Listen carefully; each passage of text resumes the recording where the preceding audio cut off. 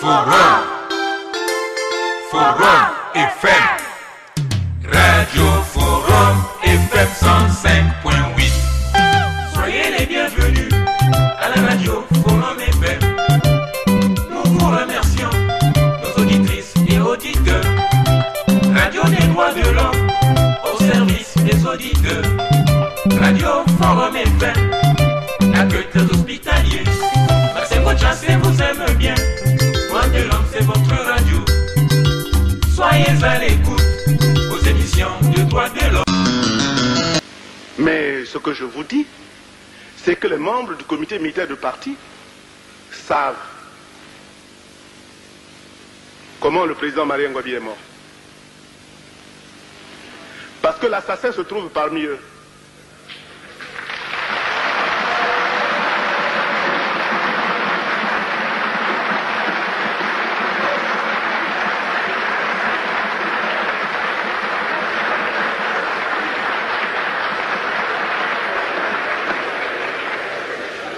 Mais pourquoi je dis que l'assassin est parmi eux?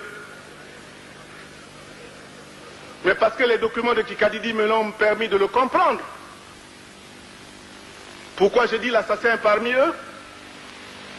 Mais parce qu'ils n'ont pas le courage de vous décrire qui était le chef et qui dirigeait, comment ça s'est passé. Je dis que l'assassin est parmi eux parce que vous avez éliminé tous ceux qui pouvaient éclairer le peuple congolais. Précipitamment, et d'ailleurs, le ministre Ngolo a un petit problème avec moi. Vous savez que vous avez donné un coup de pied à quelqu'un qui parlait. Et ça a été dit ouvertement au procès Marien Ngouabi. Il suffit de reprendre. Moi, je vous dis, c'est quelque chose, un témoin parmi ceux qui ont été condamnés. Je parle ici sous le contrôle du peuple. Mais vous... Je vous ai dit, Monseigneur,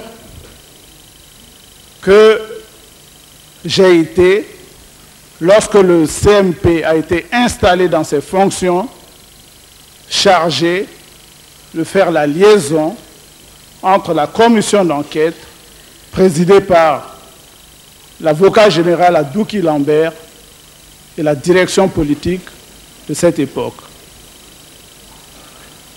Les résultats de l'enquête sur l'assassinat du président Marien Ngouabi ont été communiqués à la Cour qui a jugé les inculpés. Donc, s'agissant de l'enquête et des suites,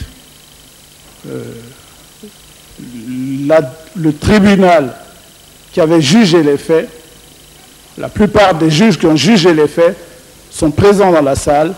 Je ne parlerai pas en leur nom.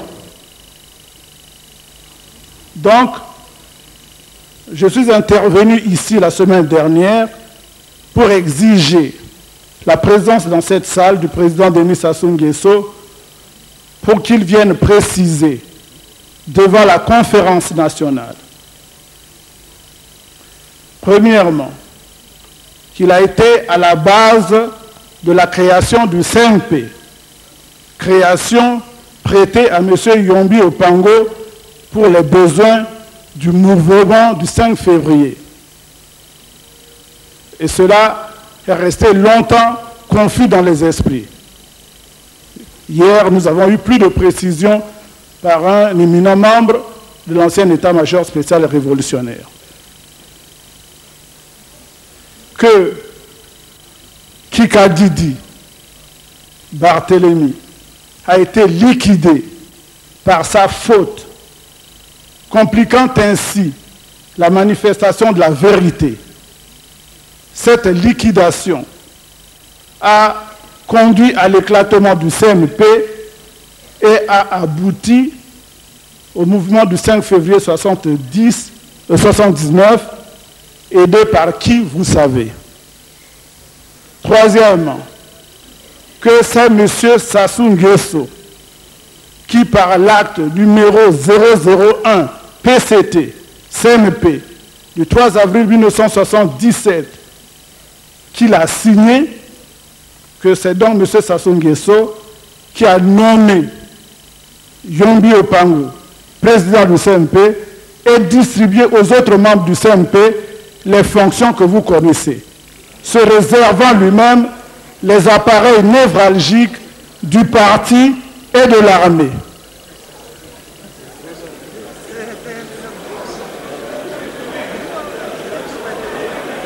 L'assassinat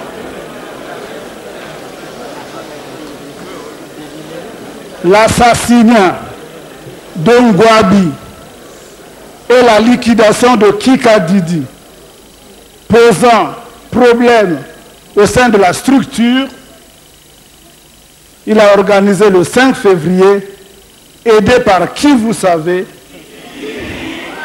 Yombi Opango en prison, expédie Anga Pierre ad patres et fait des autres Yombi ce qu'il veut, au grand plaisir de ceux qui pensent que les Mboshi, entre eux, peuvent s'entretuer ou s'emprisonner sans que cela empêche la terre de tourner. J'ai été le commissaire du gouvernement au procès Marien Ngouabi. J'ai entendu mon confrère Maître Mbéry dire l'autre jour, citant les gens de sa région, qu'ils ont été traduits injustement devant le tribunal. J'ai ici, comme pièce à conviction numéro 28, les tracts de Mbéry Martin au procès Marien Ngouabi. Scellé numéro, il y a 2 scellés ici, de Mbéry Martin. Donc Marien Ngouabi a été sérieusement secoué, maltraité par Mbéry Martin, qui aujourd'hui veut dire qu'il est son ami. Mais j'ai ici remis par la commission d'enquête et le CMP un dossier qui vous concerne. Et lorsque j'ai requis au procès Marien Ngouabi, je n'ai épargné personne. Mon confrère Maître Moudileno, je l'ai pris à partie. J'ai pris à partie Lissouba. J'ai pris à partie tous ceux qui, depuis que Marien Ngouabi est venu au pouvoir, et Marien Ngouabi a connu un coup d'État tous les 3 mois. Et vous savez que depuis le 5 février, il n'y a plus eu de coup d'État.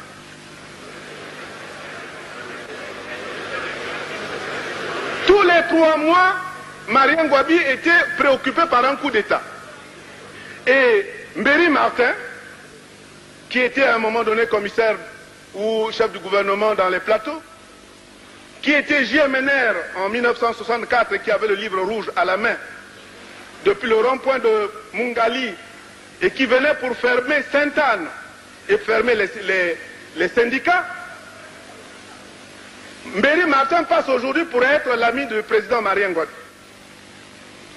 Mais vous savez comment Mbéry Martin a atterri au tribunal? Après avoir échoué lamentablement partout, et après avoir eu beaucoup de difficultés.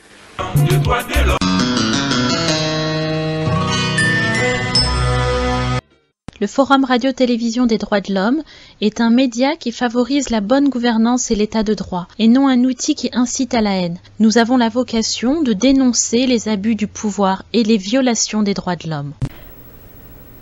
La démocratie en tant qu'idéal vise essentiellement à préserver et promouvoir la dignité et les droits fondamentaux de l'individu, à assurer la justice sociale, à favoriser le développement économique et social de la collectivité, à renforcer la cohésion de la société ainsi que la tranquillité nationale et à créer un climat propice à la paix internationale. La démocratie exige le libre exercice de certains droits, comme la liberté d'expression qui respecte autrui.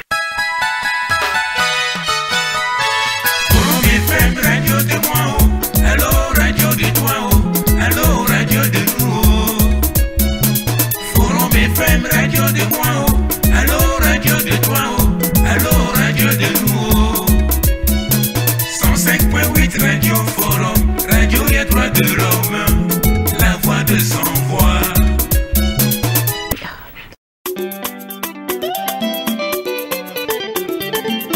Emar le conseiller menon sangu ni tiagana mubungu sangu babingi bajimbaka nazo nabalemboza zolo mukuzaba ni mubungu dio batata na bamama oueno d'histoire. Bonjour et bonsoir. Vous suivez actuellement le mot du président du réseau Forum Radio-Télévision des droits de l'homme, Maître Maurice Massingo-Thiassé. Bonjour et bonsoir à toutes et à tous. Alors comme j'avais promis, je devais passer au réquisitoire du procès dit Marie Ngouabi, mais nombreux d'entre vous m'ont fait des suggestions, sinon des remarques. Ils voulaient bien que j'évoque également aussi les interrogatoires. Alors, il fallait donc que je revoie, si vous voulez, mes notes pour que je puisse vous donner l'environnement de ce procès. En effet, on ne peut pas parler du réquisitoire sans pour autant parler du déroulement du procès lui-même, c'est-à-dire les interrogatoires. Mais j'ai préféré donc vous donner l'environnement de ce procès, comme l'avait rapporté Maître Moudi Deno Massingo, parce qu'il avait publié justement un ouvrage qu'il avait intitulé « Le procès de Brazzaville ». Vous voyez la couverture de cet ouvrage qui avait été publié à l'époque à l'Harmattan.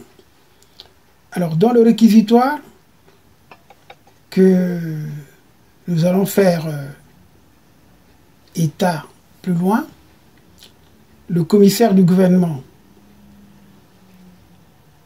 avait mis dans la bouche du mort, écoutant le procès de ces assassins, la plainte suivante.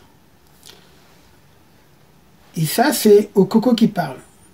On négocie mon sang comme on traite une affaire de sous. C'est parce que je ne suis plus là et que je ne compte plus. Alors donc, Okoko, il va commencer en tant que commissaire du gouvernement, il va aller même plus loin. Il va dire, camarades juges, ce que je vous dis là, je ne l'invente pas. Je ne rêve pas. Je l'entends réellement en ce moment. C'est Marie Ngouabi qui vous parle à travers moi. Je l'entends, il est vivant. Je l'entends parce que j'étais son ami, son frère. Je l'admirais. Alors, la tombe enchantée, je dis bien la tombe enchantée de Marie Ngouabi n'a certainement pas fini de parler à ceux qui, frères, amis et admirateurs, devant elle, vont pour méditer, interroger la voix, peut encore confier un message. Bon, heureusement, lorsqu'il avait dit en 1978, la tombe de Marie Ngouabi était encore à ce qu'on appelle toujours le mausolée Marie Ngouabi, en fait, puisque je vous ai montré les images, comme je vous le montre d'ailleurs, que Marie Ngouabi n'est plus au lieu où on l'avait inhumée le 2 avril 1977. En tout cas, Marie Ngouabi entrait dans l'immortalité, comme vous le savez, l'arme à la main. Le 18 mars 1977, dans son palais de l'état-major de Brazzaville, a eu au moins 4 fois l'occasion d'exprimer d'outre-tombe le même espoir. La première fois, c'était 12 jours à peine après le fait, lorsque son successeur décida de faire recommencer l'enquête, rapidement sabotée. À Villy, noyé dans le sang, les premiers suspects arrêtés. La seconde fois, c'était le 31 décembre, quand le même successeur présenta à l'opinion nationale et internationale le nouveau dossier refait avec le concours d'hommes de l'art, notamment du magistrat de carrière et cousin de la victime, M. Jacques Okoko. La troisième fois donc, après l'éviction du pouvoir, le 5 février 1979 du général Yombi par Sassou Nguesso, qui était à l'époque colonel. Les larges masses éprises de paix et de justice se mirent à exiger impétueusement la révision du procès Marie Ngouabi, mais apparemment sans émouvoir sur le champ le nouveau guide, qui était le colonel Denis Sassou Nguesso. La 4e fois, donc, quand le congrès extraordinaire du mois de mars 1979,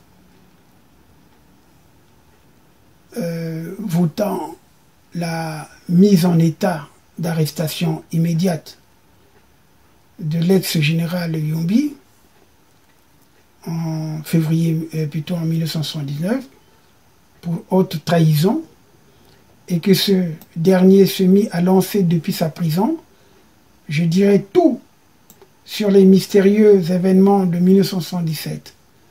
J'exige mon jugement pour que le peuple sache enfin la vérité. Enfin, on peut considérer que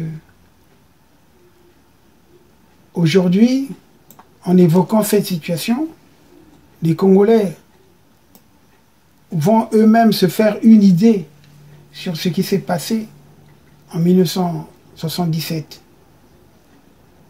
Parce que, malgré même l'exigence populaire du 5 février, où officiellement les Congolais, après la chute de Yombi, avaient demandé la révision du procès de Marie Ngouabi, mais Sassou Nguesso, qui prendra donc le pouvoir, qui va remplacer Yombi Opango, va rejeter cette requête populaire. Le 15 août 1979, Sassou Nguesso va déclarer définitivement que la justice avait rendu son jugement donc en 1978. Ce qu'il continue de répéter d'ailleurs, vous l'entendez, lorsqu'on lui pose des questions sur les assassinats de 1977, il a toujours dit il y a eu une justice, il y a eu un long procès, une longue enquête, ce qu'il dit. Alors maintenant, vous allez suivre si vraiment il y a eu une longue enquête et si vraiment ce long procès pouvait également édifier ou apporter la clarté sur les événements de 1977. Puisque Sassou Nguesso avait déclaré à l'époque qu'il n'y avait pas de faits nouveaux depuis l'enquête de Koko. Donc il avait justifié sa décision par cela. C'est vrai, il n'y a pas eu de faits nouveaux depuis les exécutions du 6 février 1978, mais c'est là un bilan statique qui résulte précisément du refus brutal de continuer à en découvrir si on ne va pas à leur découverte. Les faits nouveaux ne peuvent pas se présenter d'eux-mêmes. D'autre part, ils ne constituent pas les seules circonstances qui peuvent motiver la réouverture d'un dossier. Il y a aussi les vices dits de procédure, les violations de la loi, etc., qui pouvaient effectivement favoriser la réouverture du dossier. Comme le dit souvent mon cher frère Amédée Ganga, lorsqu'il suit ce que je suis en train de faire, il me dit toujours, grand frère, tu me donnes là la matière pour réouvrir un jour le dossier de Marie Ngouabi. Mais justement, c'est pour ça que je mets à la portée de tous les Congolais les éléments qui vont leur permettre un jour, lorsque peut-être, si nous ne sommes pas là, ne serons plus là, que les jeunes générations puissent effectivement réouvrir le dossier de Marie Ngouabi. Or, à cet égard, 2 procès successifs, donc de 1977 et 1978, sont lourdement grevés de malfaçon. Enfin, il nous faut dire un mot à propos des dispositions justement de la loi qui reconnaissent aux représentants du ministère public un droit de propriété artistique ou littéraire sur son réquisitoire écrit. Très honnêtement, comme avait dit Moudi Deno, nous ne pensons pas qu'en l'espèce ce droit soit opérant en raison d'un certain nombre de faits et considérations. D'ailleurs, en premier lieu, le réquisitoire du 5 février 1978 se trouve dans un procès frappé d'une requête populaire en révision. Et oui, parce que le peuple avait demandé de réviser le procès lorsque le général Yombi était déposé par Sassou. En second lieu, il représente dans toute l'affaire Marie Ngouabi le seul document auquel on puisse faire référence d'une manière très autorisée.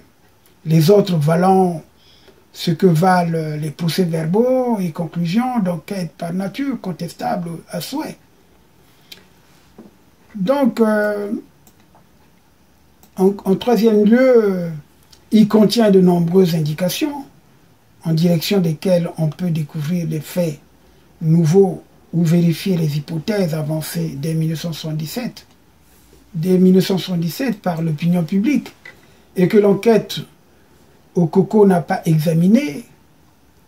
Au nom de toutes ces considérations, nous avons donc estimé que le document était donc devenu d'usage public, écrira Maître Moudi Lenomasengo, qui nous donne justement la possibilité de lire ce document dans son entièreté.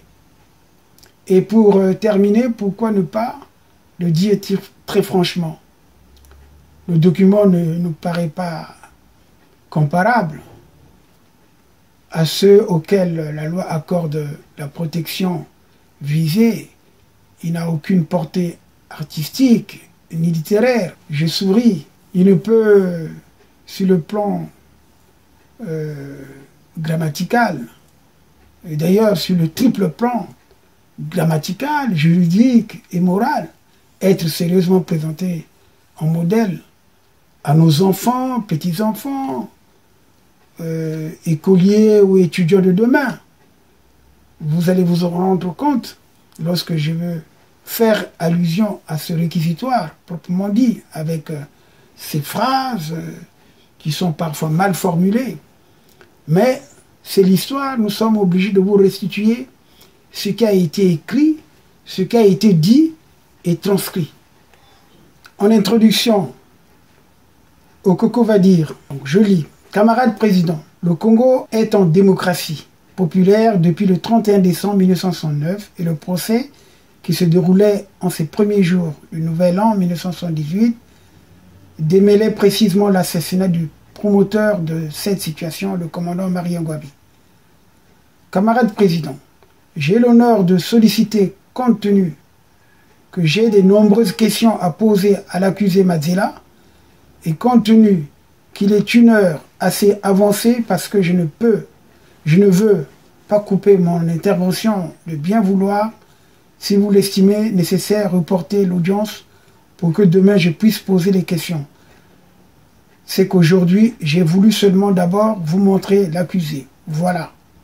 Ainsi commençait à vaciller, même dans l'esprit de ceux qui en étaient les gardiens officiels au procès de Marie Ngouabi.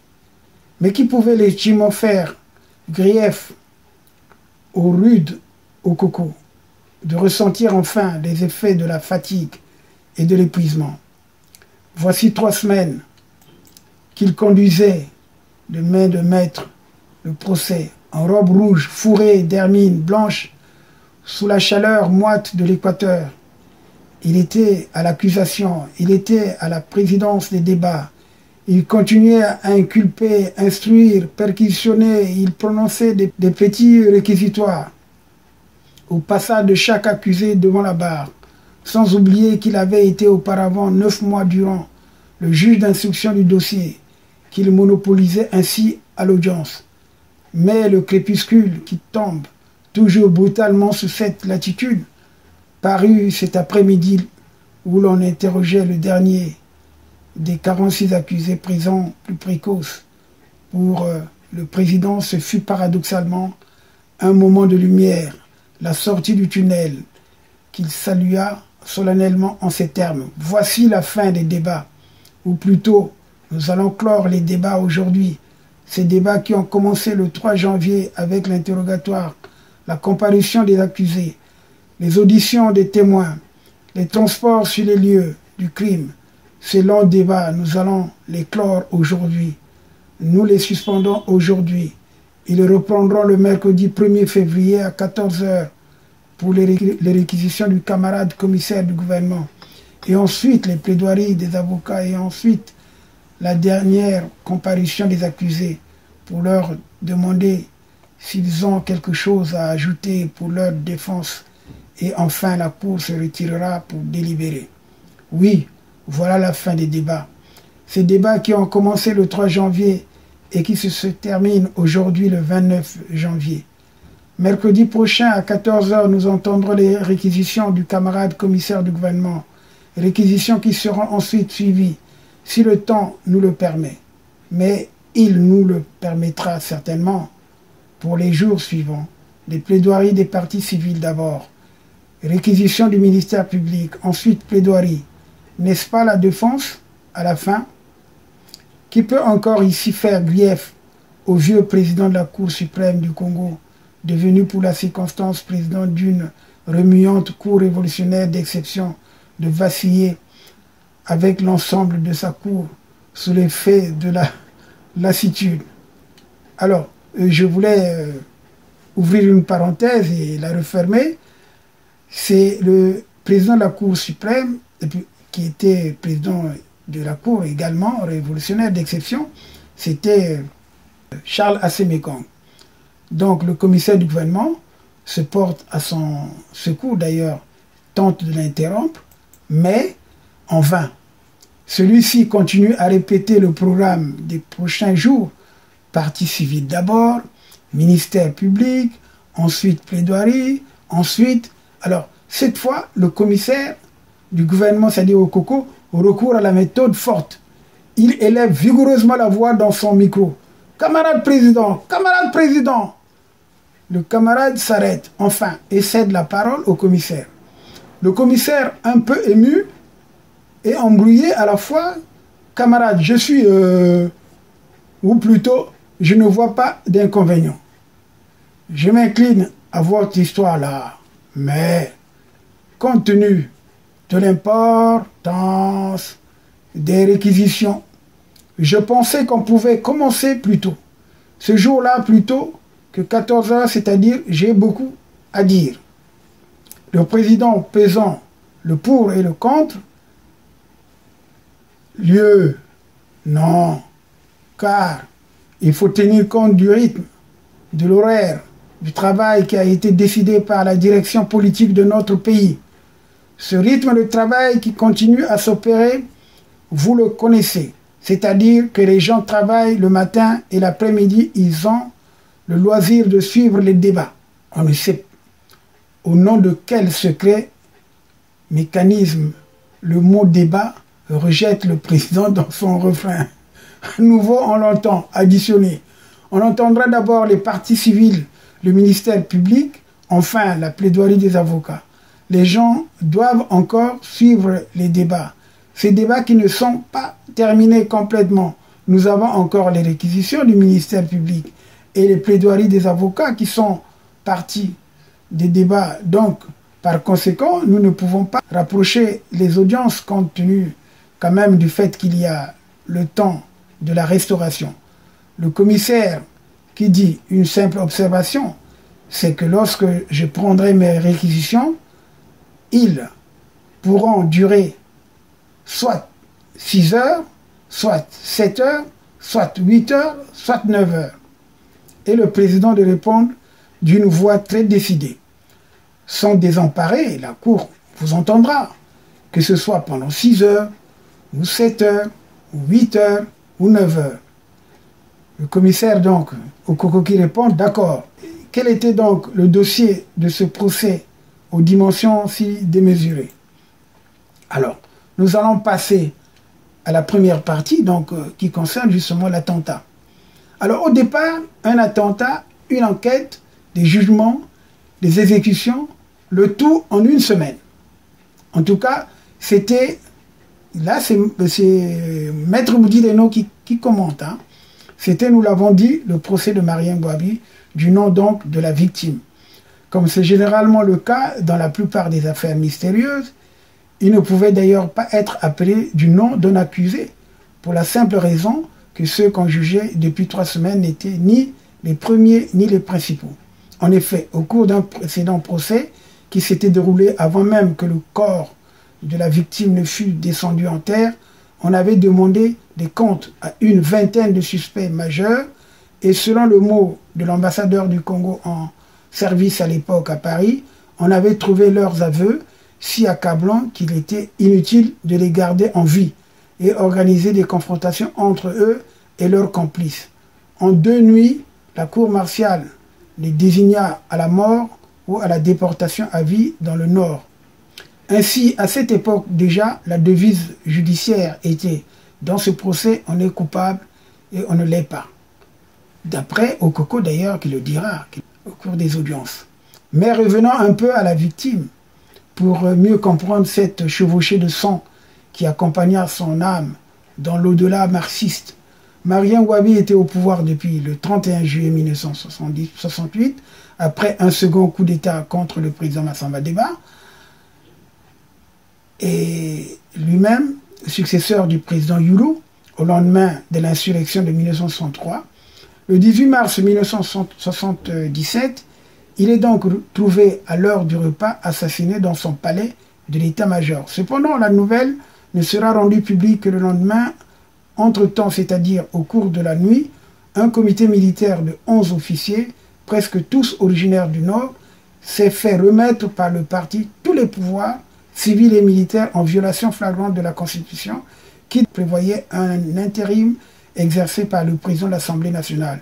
Mais au Congo, la Constitution du 24 juin 1973, alors en vigueur, n'était pas la seule qui avait été faite pour faire uniquement plaisir aux Nations Unies. Le malheureux président de l'Assemblée nationale se trouva même parmi ceux qui votèrent contre son droit à succéder au grand immortel. L'immortel, c'était déjà le nom sous lequel on désignait feu Marien Ngouabi, alors que ses successeurs expliquaient ce 19 mars les circonstances de sa mort, l'arme à la main, le courage et la révolution au cœur, etc. Peuple congolais, c'est un commando suicide téléguidé par l'impérialisme international aux abois qui vient d'attenter à la vie de notre dynamique président. Et une fois son forfait commis, le commando a réussi à prendre la fuite, disait Sassou Nguesso, comme que vous avez entendu plusieurs fois dans nos antennes, notamment dans notre chaîne FRTDH, dans l'évocation justement de la mort de Marien Ngouabi. On a cette vie, mais une seule radio. Une seule radio. Forum FM 105. Lors de la conférence nationale qu'organise le Congo, alors que l'on réhabilite les anciens présidents Fulbert Youlou, Massamba Deba et Yombi Opango, le sujet revient sur le devant de la scène. Les acteurs sont appelés à témoigner sur cet assassinat. Monsieur le Président Denis Sassou Nguesso, beaucoup d'années se sont écoulées depuis son assassinat. Pourtant, les interrogations demeurent et régulièrement la question revient sur le devant de la scène avec des accusations de part et d'autre, et pas des moindres. Monsieur le Président, saura-t-on un jour par qui, comment et pourquoi Marien Ngouabi a été assassiné? Oui, il est très difficile en quelques minutes, secondes, de parler d'un sujet aussi important que celui de l'assassinat du président Ngouabi, mais ce qu'on peut dire en attendant d'avoir peut-être de sérieux débats sur le sujet, c'est que on ne peut pas créer la nébuleuse comme d'aucuns l'ont tenté souvent, créer la nébuleuse autour de cette question, étant entendu que les commandos même qui étaient allés à la résidence du président pour opérer ce forfait, certains d'entre eux ont été arrêtés et il y a eu un long procès radio-télévisé, des condamnations et certains objets transportés par les commandos sur le terrain sont encore aujourd'hui au mausolée Marien Ngouabi. Donc ceux qui ont voulu mettre comme la nébuleuse autour de ce sujet poursuivaient certainement d'autres buts. Mais Monsieur le Président, pourquoi continue-t-on d'entretenir, comme vous le dites, une nébuleuse autour de la question si véritablement les auteurs sont connus? Ah ben, ce n'est pas à moi que vous pourriez poser une telle question. cette question devrait être posée à ceux qui entretiennent la nébuleuse, mais je pense que il y a eu sur l'assassinat du président Gwabi une longue enquête et un procès public. On a cette vie, mais une seule radio. Une seule radio. Forum FM 105.8. L'exploit était donc trop grand, en pleine zone de l'état-major de surcroît, mis en état d'alerte depuis 2 mois, pour qu'il fût cru par tous. Juste scepticisme. En effet, une nuit après, les successeurs firent savoir, c'était l'aube du 20 mars, que le commando était dirigé par un ancien capitaine de l'armée locale, c'est-à-dire que Kikadidi, Barthélemy, connu pour ses sympathies politiques envers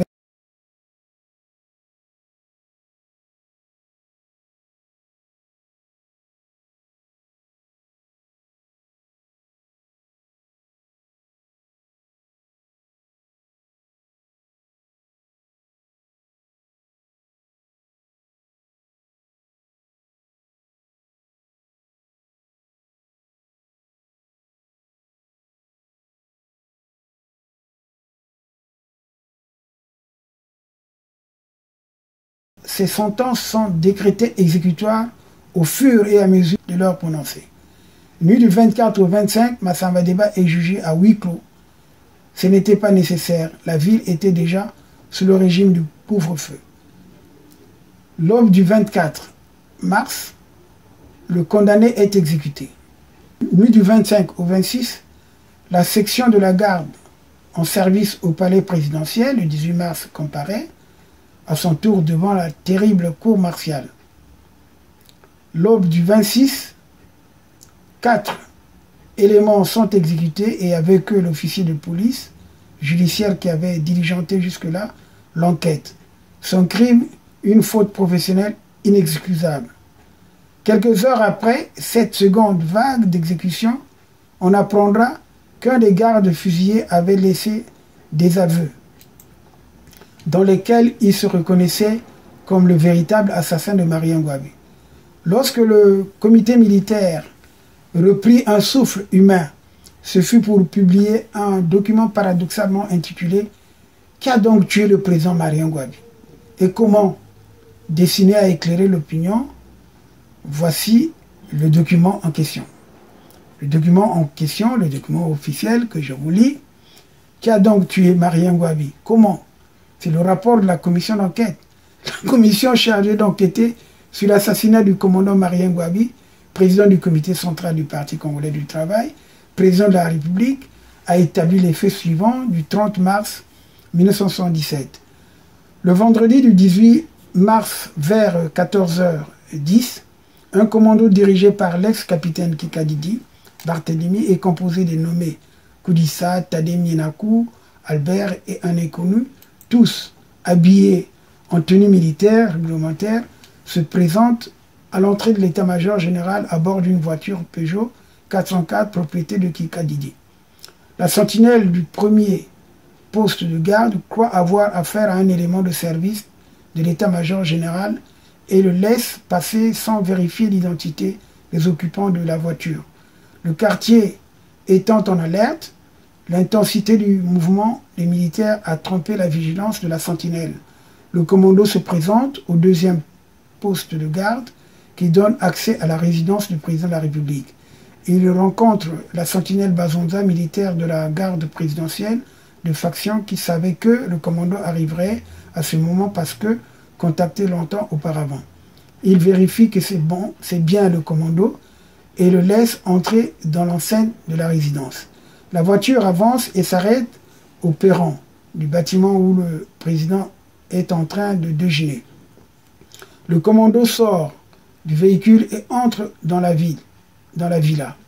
Il rencontre 2 agents de la sécurité présidentielle, Onsou et Okamba. Le chef du commando, l'ex-capitaine Kikadidi, se présente comme étant le capitaine Motando et qu'il est convoqué par le président de la République. L'un des agents Okamba s'aperçoit qu'il ne s'agit pas du tout du capitaine Motando. L'usage de ce faux nom l'inquiète et s'éloigne à un moment pour demander du renfort au poste de garde et pour faire dégager le véhicule du commando. Profitant de cette absence momentanée de Okamba, le commando se présente à l'agent de sécurité Onsou, qui avait été contacté quelques jours auparavant pour l'accueillir. Onsou fait asseoir Kikadidi dans le salon d'attente et va annoncer la présence du capitaine Motando au président. Le chef de l'État, qui venait de terminer son repas, sortait au même moment de la salle à manger. Quand il découvre à travers les rideaux transparents que c'est Kikadidi et non le capitaine Motando comme annoncé, il se dirige immédiatement vers le secrétariat dans le but de blâmer Onsou. Il trouve alors autour de celui-ci 3 figures étrangères. L'un des gardes dissimule un pistolet sous la vareuse. Le président qui l'a entrevu tente de le lui ravir. C'est alors que les 3 hommes se jettent sur lui dans une lutte qui les mènera jusqu'au perron. Le président réussit à ravir tout de même le pistolet et abat à tour de rôle 2 membres du commando au moment où il se lance à la poursuite du 3e qui se sauve. Il est alors arrosé mortellement par une rafale de mitraillettes de l'agent Onsou qui venait là-bas d'abattre un instant auparavant 2 de ses collègues, le sergent Peya et le première classe Peya, qui se portaient au secours du président. Kikadidi avait pris la fuite. Dès le début de la lutte, Marien Ngouabi Jr., le fils du président, constatant la passivité des agents de la sécurité, a parcouru plus de 200 mètres, cherché une arme au poste de garde et s'est mis dans la lutte pour tenter de protéger son père. L'agent de sécurité Okamba, présent au moment des faits, est demeuré sidéré, ne faisant rien pour sauver le président, bien qu'il ait sonné l'alerte dans un premier temps. La passivité de la garde s'explique par les complicités des services de la garde et de la sécurité présidentielle. Car il y aura à cette heure-là 21 officiers et combattants de la garde de la sécurité présidentielle dans l'enceinte de la résidence du chef de l'État. Leur rôle est de veiller à chaque instant à la sécurité physique du président et des lieux. Personne ne peut s'introduire dans l'enceinte de la résidence sans être escorté et encore moins approcher le président, sauf sur demande expresse de ce dernier. L'enquête a établi que le chef de poste de la garde présidentielle, le caporal-chef Komo, ainsi que la sentinelle Bazonza, avaient été corrompus. Ils étaient tous les 2 au courant de l'arrivée du commando. Komo avait pris le soin d'éloigner tous les gardes au moment de l'agression. Les 12 agents de la sécurité rapprochés à laquelle appartient Onsou aurait dû se trouver aux alentours immédiats du bâtiment présidentiel. Mais le sergent Eluo, chef de groupe, se trouvait au moment précis de l'événement, très loin du bâtiment avec ses agents. Malgré l'appel lancé par Okamba, ni Komo ni Eluo n'ont envoyé leur renfort sollicité. Ils n'ont pas réagi malgré les coups de feu tirés par le président pour abattre 2 des membres du commando. Quant au commando, l'enquête a établi qu'il a été préparé militairement par l'ex-capitaine Kikadidi, avec l'assistance de Massamba Deba, ex-président de la République, qui a du reste reconnu que Kikadidi et ses 3 complices étaient tous membres d'une secte dont il était le chef. Massamba Deba a reconnu qu'il n'ignorait pas que Kikadidi préparait une action contre le président de la République. C'est pourquoi il avait écrit une lettre au président Marien Ngouabi le 1er mars 1977, lui demandant de démissionner, sinon sa vie serait en danger. Le 9 mars, le président accordait une audience à Massamba Deba qui réitérait les termes de sa lettre. Dans sa réponse, le président Marien Ngouabi refusera résolument de céder au chantage de Massamba Deba et précisera que s'il y a changement, ce n'est qu'au sein du parti et à la demande du parti qu'il allait pouvoir intervenir. Par ailleurs, l'enquête a établi que Massamba Deba et Lissouba Pascal avaient, au cours d'une rencontre au mois de janvier 1977, décidé de mettre fin au règne du président Marien Ngouabi. Au moment où nous mettons ces textes sous presse, l'enquête se poursuit.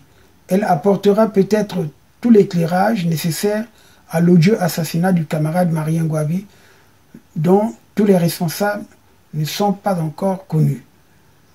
Et ça, c'est le 30 mars 1977, ce document qui a été produit par le comité militaire du parti qu'ils ont rendu public. Attachez vos ceintures. Attachez vos ceintures. Forum FM 105.8 vous fait voyager. Maintenant. Vous suivez actuellement le mot du président du réseau Forum Radio-Télévision des droits de l'homme, Maître Maurice Massingo-Thiassé. Alors nous allons passer aux extraits des aveux de Massamba Deba. Donc ça, ce sont les aveux de Massamba Deba qui ont été transcrits. C'est Massamba Deba donc qui déclare: à Boko, j'ai reçu Ndalagraï et l'ancien adjoint au maire de Bakongo, M. Maïtoukou, quelques mois après leur libération, pour me faire une visite de courtoisie. Je n'ai pas de lien particulier avec eux, sinon d'être de la même région. En fait, Massamba Deba avait reçu Ndalagraï, ça c'est moi qui ouvre la parenthèse, qui va la refermer aussi. Ndalagraï et Maïtoukou étaient arrêtés dans le procès, et plutôt dans l'affaire de Diawara du 22 février 1972. Et après donc avoir écopé de quelques années de prison, ils se sont rendus auprès du président, de l'ancien président Alphonse Massamba Deba à Boko. Donc c'est ce que le président Massamba Deba relate ici dans les extraits de ses aveux. Alors je continue. Vers mi-janvier 1977, j'ai reçu le professeur Lissouba, Pascal, accompagné de l'ex-député Mungala Rubin, qui est venu me faire les vœux de Nouvel An. Les premiers depuis notre séparation en 1968. J'ai reçu aussi la visite de Jacques Opango, Victor Satou, Ngoura, Pierre, Mavioka, Makoso Tsiapi, avec qui nous avons des liens d'un passé politique commun. Avec Pascal Lissouba, je l'ai reçu très amicalement et j'ai tout de suite lancé cette boutade. J'ai dit, ça fait très longtemps qu'on ne s'est pas vu. Et surtout, quand on sait que vous êtes un ingénieur d'agriculture, j'aurais aimé quand même que vous visitiez mon verger pour me donner des conseils. Et lui de me dire qu'effectivement, j'avais conçu l'idée de venir vous voir, mais elle ne s'est jamais matérialisée. Et après, je ne savais pas que vous étiez à Brazzaville. Je viens de le savoir il y a à peine quelques jours à Boko. Cependant, ma femme s'est rendue 2 fois pour prendre une cure chez Dame Kibwilou. Et moi de lui répondre, la cure de la paroisse exige qu'on ait un autre esprit. Je ne sais pas si l'athéisme s'accorderait avec ce qui se fait à la paroisse. Il me dira que sa femme est dans l'esprit de la paroisse. Après une explication sur la nouvelle position sur l'athéisme, Lissouba Pascal a alors regretté de n'avoir pas servi avec pleine conscience pendant mon mandat. Ce qui aurait évité d'arriver à la situation désastreuse que nous connaissons dans le pays. Parlant des assassinats, le professeur Pascal Lissouba a dit que s'il avait travaillé avec plus de conscience, nous ne serions pas arrivés à la situation désastreuse que connaît le pays actuellement. Parce que l'action désordonnée que lui et ses coéquipiers politiques, sinon idéologiques, ont menée au régime passé a contribué à l'écroulement de ce premier et l'installation d'un nouveau. À propos donc des assassinats, c'est lorsque je lui ai rappelé ces différentes démissions qu'il dira que j'en étais à ce point parce que je portais sur moi le fardeau des assassinats et j'étais obligé de démissionner pour ne pas avoir à être hué au cours d'une causerie publique. C'est là qu'il dira qu'il n'en était pas responsable. Il s'agit bien sûr des assassinats de Poabou, Matsukuta et Masumi. Lissouba m'a cité explicitement son directeur de cabinet, Van der Rezen, comme étant l'un des auteurs de ces assassinats qui ont eu lieu après la fameuse réunion tenue par lui, Wombesa, Numazalai, Ndalagraï, Lunda, Van der Rezen. En regrettant de ne m'avoir pas signalé cette réunion, lui étant mon proche collaborateur, je semblais voir dans ses gestes une repentance, car moi aussi je portais injustement le fardeau de ces forfaits. Autre contact. Je suis un homme politique d'un pays encore en développement. Ces tendances sont celles qui ont incarné les idées de certains leaders comme Yulu, Diawara, Opango, et naturellement les toutes récentes tendances, surtout celles du régime du mouvement national de la Révolution. Pour ce qui est du yulisme, si personnalité marquante il y a, j'ai eu des impressions avec Mfuna Yves, avec qui nous avons parlé des divisions tribales qui divisent la région du Poul par des problèmes souvent subjectifs. Même la mort de Yulu divise le Poul. Notre objectif est de maintenir l'unité du Poul. D'abord, M. Mfuna Yves était autrefois chargé de mission ou conseiller politique de l'abbé Fulbert Yulu. Actuellement, je ne sais pas ce qu'il fait. M. Mfuna Yves a une influence dans les milieux de la région du Poul, plus particulièrement dans les milieux larés. J'ai eu aussi un entretien avec l'ancien directeur de la sûreté de Yulu, M. Nzingula Alphonse, lequel a été introduit par M. Puna.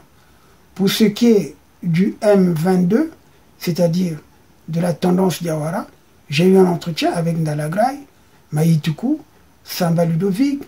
Pour cela, il s'est agi des visites de courtoisie.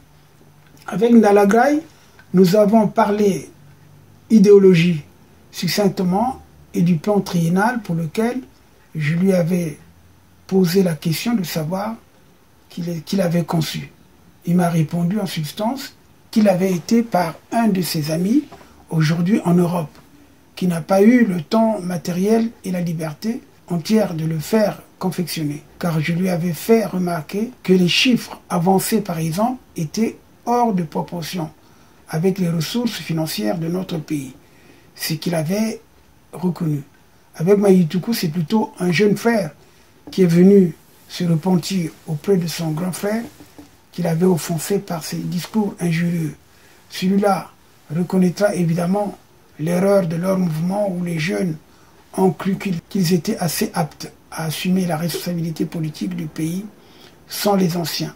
Avec Samba Ludovic, l'entretien devait aller aussi dans le même sens que celui de Maïtoukou. Pour ce qui est de la tendance Jacques Opango, j'ai reçu la visite de Simon-Pierre Kikungangot, qui est avant tout un ami, et bien sûr, nous sommes obligés d'aborder les problèmes économiques et sociaux de notre pays, plus particulièrement de nos régions respectives. Et dernièrement, il me faisait part, par exemple, de ce que la ville de Lubomo n'avait plus aucune activité économique. Il s'agissait donc de la tendance du MNR, du Mouvement National de la Révolution. J'ai eu un entretien avec le professeur Lissouba, comme je l'ai déjà signalé. En ce qui concerne la tendance PCT, je n'ai pas discuté avec les personnalités de marque, mais simplement avec les militants du PCT à Brazzaville et à Boko. Alors, en ce qui concerne donc le gouvernement Massamba Deba, ce que le mouvement du 31 juillet 1968 avait exigé que je fasse, à savoir l'attribution des postes de la défense nationale et de l'intérieur à l'armée, je l'avais fait. Mieux, j'avais admis les principes d'un nouveau gouvernement en acceptant la démission de l'ancien. Malgré toutes ces concessions, je n'ai pas été libre d'exercer mes prérogatives étant donné que le mouvement qui avait choisi son chef en la personne du commandant Marien Ngouabi ne me laissait pas de répit et exigeait davantage des pouvoirs. Je devais quand même envisager de fixer mes vues sur un certain nombre de personnalités que je pouvais mettre provisoirement dans cette équipe gouvernementale.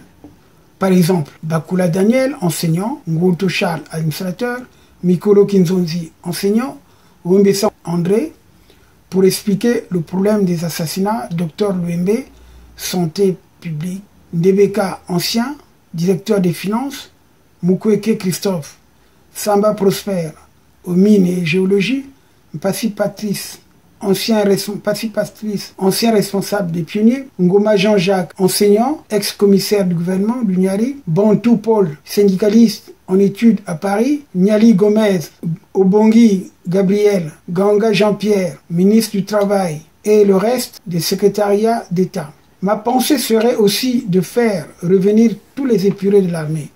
Il fallait revaloriser les anciens.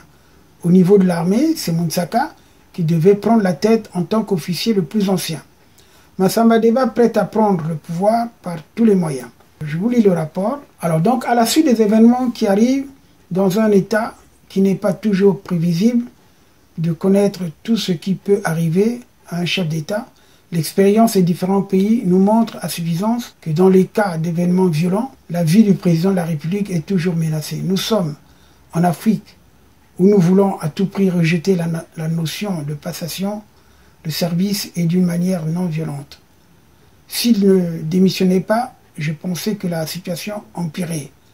L'éventualité de ces mouvements violents entraînait parfois la vie du chef de l'État pourrait surgir au Congo. Contact de Massamba Deba avec son homme de main, Kikadidi. En ce qui concerne la rencontre de Massamba Deba avec Kikadidi, Massamba Deba déclare ceci. Nous sommes nés dans une même localité, mais de familles différentes. Kikadidi, c'est-à-dire il écrit il, il dit il était chef de bataillon, paracommando. Cependant, à mon arrivée au pouvoir et avant son intégration dans l'armée congolaise, Kikadidi était agent du 2e bureau. Étant de la même localité, je pouvais peut-être le considérer comme un homme de confiance. Mais rien ne peut garantir cette confiance qu'on peut placer en quelqu'un. C'est bien lui qu'on avait envoyé pour venir me chercher à Boko. Mais je ne sais pas qui l'avait désigné. Il m'a rendu visite une fois vers mi-janvier 1977. Alors, en ce qui concerne les séances occultes en vue de reconquérir le pouvoir, voilà ce que Massamba Deba dit. Je fais mon culte à la maison d'une manière spontanée, c'est-à-dire que je reçois par moments des vagues de jeunes avec qui je prie. Kourissa est le chef de leur groupe, Eminaku est un simple adhérent. Les prières enseignées aux jeunes visent à faire un coup d'État sans armes. Il ne s'agit pas des jeunes de toute ma région, bien sûr, mais de ceux qui, pour beaucoup, venant de la défense civile, avaient manifesté le désir de vengeance au moyen des armes. C'est en 1973 que pour la première fois, j'avais reçu chez moi à Boko des jeunes qui manifestaient l'intention de faire un coup d'État en vue de me remettre au pouvoir. Je les ai dissuadés de cette méthode violente et je les ai engagés à prier Dieu pour arriver à leur fin. J'ajoute qu'en 1969, à la sortie de la résidence surveillée, j'avais reçu à domicile des jeunes de la défense civile, ce jour-là au nombre de 15, représentant les différentes unités, et je leur disais en substance, je vous laisse ici et je vous interdis formellement de participer à quelque coup d'État que ce soit parmi les jeunes, il y a Kiindou et Tienne. Alors, Massamba Deba qui continue. Oui, j'étais informé de l'exécution de ce coup. Ce n'était pas pour la première fois qu'ils font des coups de ce genre. Je précise qu'ils ont bien fait des entraînements militaires comme d'habitude. Et comme vous pouvez le constater, en tout cas c'est ce qu'on a fait dire à Massamba Deba.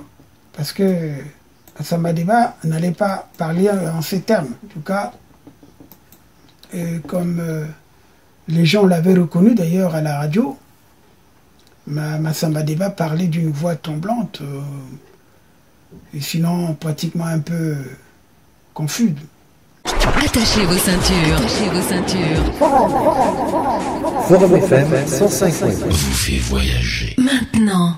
Vous suivez actuellement le mot du président du réseau Forum Radio-Télévision des droits de l'homme, Maître. Passer aux aveux d'Onsou, tel que ça a été présenté par le comité militaire du parti, le 26 mars 1977. Le comité militaire du parti dira, le 26 mars, le sinistre Onsou, le véritable assassin du président Marien Ngouabi, présentait ses aveux à la cour martiale. C'est en ce moment que le peuple commençait d'ailleurs à se faire une idée exacte sur le complot. Mais comme le colonel Sassou Nguesso était à la manœuvre, surtout, puisque, comme vous allez le constater d'ailleurs, Okoko va indexer Sassou Nguesso à la conférence nationale d'être à l'origine des événements de mars 1977. Il n'y a pas que Okoko, il y aura également deux de ses compères du CMP. Il s'agit de Ibaka et puis Okomo Nicolas. Je vais vous lire donc les aveux d'Onsou. Le vendredi 18 mars 1977, lorsque le commando est arrivé à la présidence, il s'est présenté au secrétariat. Il était composé de 4 membres, dont un capitaine qui s'était présenté comme étant le capitaine Motando. Nous les avons fait asseoir. J'ai demandé à Okamba de téléphoner pour demander quelques éléments de renfort au poste. Après cela, Okamba est sorti dans le hall et s'est aperçu que le commando avait abandonné sa voiture juste à l'entrée principale de la résidence présidentielle. Il leur a demandé d'aller la dégager. L'un d'entre eux se lèvera et déplacera la voiture en marche arrière et percutera le portail. Pendant l'absence de ce dernier, l'un des membres du commando me posera la question de savoir si c'était bien moi, Onsou. À ma réponse affirmative, il m'a dit qu'avant-hier, il s'était retrouvé avec Gandian, qui lui avait donné mon nom et fait ma description. Je lui avais posé la question de savoir en quoi je pouvais leur être utile. Il m'a répondu qu'il était venu au sujet de ce que Gandian m'avait dit. Il enchaînera par la question de savoir si j'étais d'accord ou pas. Je lui ai donné mon accord à la seule condition qu'il n'use pas de brutalité. De là, nous avons attendu jusqu'à l'arrivée du président. Lorsqu'il est arrivé, il s'est mis devant la porte, les 2 mains sur les bâtons. Les 3 éléments se sont levés et se sont rués vers le président. J'ai fait semblant de m'interposer et les individus suscités ont amené le président jusque dehors. J'ai pris les précautions pour sortir du secrétariat. Le 3e commando s'est réfugié dans l'une des guérites située à l'entrée de la résidence. Le président se dirigea à grands pas vers la cuisine en direction du lieu où étaient les voitures. Sortant de sa cachette, le 3e commando m'a dit « Si tu le fais fuir, je t'abats. Tire, tire !» J'ai alors tiré, d'abord en direction de la guérite où se trouvait Okamba. Je ne l'avais pas atteint et ensuite j'ai rafalé sur le président qui est tombé sur le coup. Je me suis précipité pour vérifier s'il était vraiment mort. J'ai constaté qu'il ne bougeait pas, mais il avait un mouvement convulsif, une espèce de spasme irrégulier. De là, je me suis dirigé vers la voie goudronnée d'où je recevais le petit Marien. Je lui ai dit de tirer en l'air. C'est en ce moment que je verrai le capitaine Okemba en train de se diriger vers le local présidentiel à bord de sa voiture. Il a aussitôt freiné et est sorti de sa voiture. Nous avons progressé à 2. Pendant ce temps, je lui ai dressé la situation, évidemment pas en version profonde, comme je l'ai fait à la commission d'enquête. Je n'avais pas perçu de l'argent avant le coup. Je devais être satisfait. Après, je me reproche néanmoins de n'avoir pas discuté clairement des conditions de remise. Alors voilà donc les 2 aveux que vous venez de suivre. L'aveu du président Alphonse Massamba Deba, qui n'est pas un aveu, c'est une fabrication d'aveux. Et comme Onsou aussi, c'est une fabrication d'aveux. Que les historiens, ceux qui demain pourront se pencher sur cette question, pourront également déceler les vices de forme, même les phrases et tout. Essayer d'étudier. Ça, c'est vraiment des sujets que les historiens pourront également développer. Nous passons à l'enquête, qui était plutôt compromise. L'enquête s'est poursuivie, avait assuré le document officiel du 30 mars, parce que ce document que je viens de vous lire, c'est le document officiel du 30 mars 1977, qui a été publié, disait que l'enquête se poursuivait. Elle était plutôt sérieuse, compromise, comme le reconnut d'ailleurs le chef du comité militaire lui-même, le colonel Yombi. C'est en ce moment que le peuple commençait d'ailleurs à se faire une idée exacte sur le complot. Mais comme le colonel Sassou Nguesso était à la manœuvre, surtout, puisque, comme vous allez le constater d'ailleurs, Okoko va indexer Sassou Nguesso à la conférence nationale d'être à l'origine des événements de mars 77. Il n'y a pas que Okoko, il y aura également deux de ses compères du CNP. Il s'agit de Ibaka et puis Okomo Nicolas. En tant que membre du CNP, c'était pour faire la lumière sur l'assassinat de Mariam Ngouabi. Mais maintenant, j'ai honte. Parce que la lumière n'étant pas faite, j'accepte que nous sommes des assassins. Parce qu'aujourd'hui, il est très difficile de prouver le contraire. Les pièces maîtresses ne sont pas acceptées par vous, le peuple, malgré que le procès soit public. Ça, c'est un. Mais au peuple, dans le peuple, il y a encore des questions qui se posent. Comment, de Motondo, on est arrivé à Kikadidi? Mais c'est une question qu'on doit expliquer au peuple. Parce que c'est gratuit, mon Dieu. Motondo est un nordique. Et puis, brutalement, c'est Kikadidi. Il faut expliquer, Kamade Baka, vous qui avez suivi le procès. Vous êtes ici, il faut expliquer le peuple. Et c'est ce que je allais dire au camarade Okoko. Il dit pourquoi les membres du CNP ne parlent pas. Qu'ils aient le courage de reconnaître leurs erreurs, leurs fautes. Nous ne serons pas tués, même si on est tué. Mariam Ngouabi est mort, où est le problème?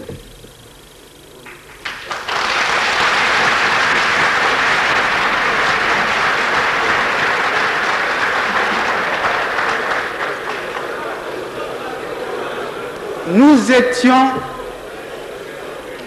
dans la salle du ministère de la Défense. C'est très important, surtout pour une partie du peuple qui ne reconnaît pas que Kikadidi était dans l'ancêtre de l'état-major. Et je prends à témoin tous les camarades du CNP qui sont là. Ils ont peur, je ne sais pas pourquoi.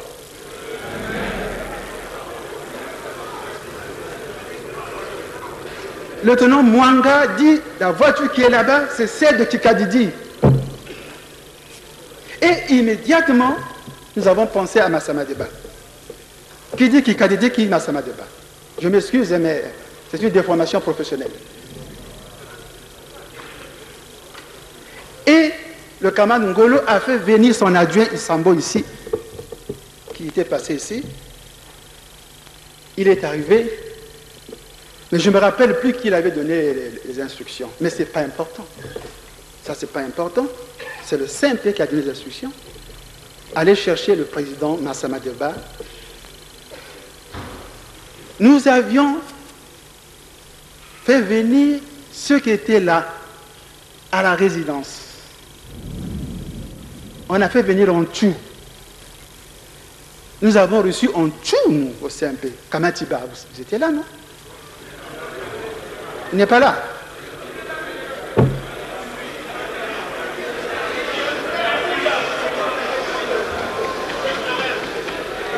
Nous avons fait venir le camarade, nous avons fait venir en tout, parce que c'est le seul qui était resté là.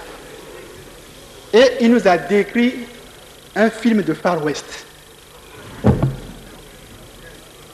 Que le président Mariam Ngouabi avait peur, il a fui la cuisine. Il m'a demandé mon pistolet, moi je l'ai balancé le mien, le pistolet, il a saisi, et à ce moment-là, il est venu pour livrer combat aux assaillants. Nous avons applaudi Ontou, effectivement, tu as raison, parce qu'il disait, Ontou était d'abord un véritable conquérant, un vainqueur. C'est vrai, mais il n'a pas tout dit après.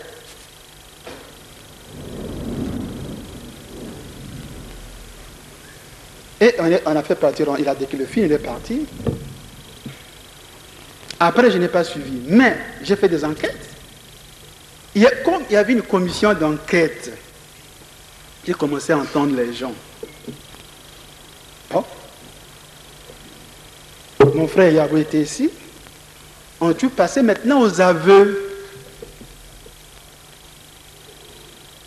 Il y a eu reconstitution du film, mais là, je n'étais pas là, malheureusement, je sais si je peux parler. Ils ont reconstitué le film, et on a rapporté qu'on est passé aux aveux, et puis que c'est lui qui avait tué Marien. Mais pour nous, il était le seul témoin. Bon, les gens de la commission d'enquête, on les connaît. Si eux, ils ont falsifié l'affaire, mais c'est dangereux, parce que là, ils ont induit en erreur et les assassins et les innocents. Parce que c'est à partir d'eux, les membres de la commission d'enquête, que nous avons incriminés en tout. Mais là où les gens ne sont pas courageux, voici comment nous opérions, nous. Donc, dans un premier temps, il y a une commission d'enquête qui fait son travail. C'est ici que je venais d'apprendre que Yabou avait démissionné. Malgré tout, il y avait quand même une commission d'enquête. Même si Yabou n'était plus là, mais il y avait une commission d'enquête. La commission d'enquête fait son travail, remet à la cour martiale.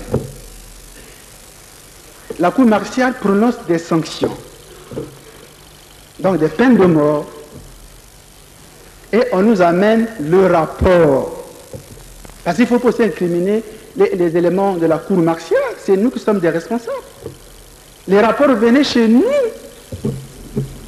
et nous on autorisait justement le petit matin, qu'on regrette maintenant, c'est nous, à partir des rapports de la commission d'enquête et le verdict de la cour martiale.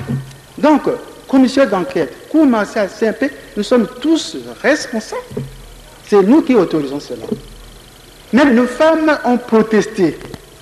Mais je vais vous dire pourquoi. Les gens ont peur de parler maintenant. Le président Yombi est là.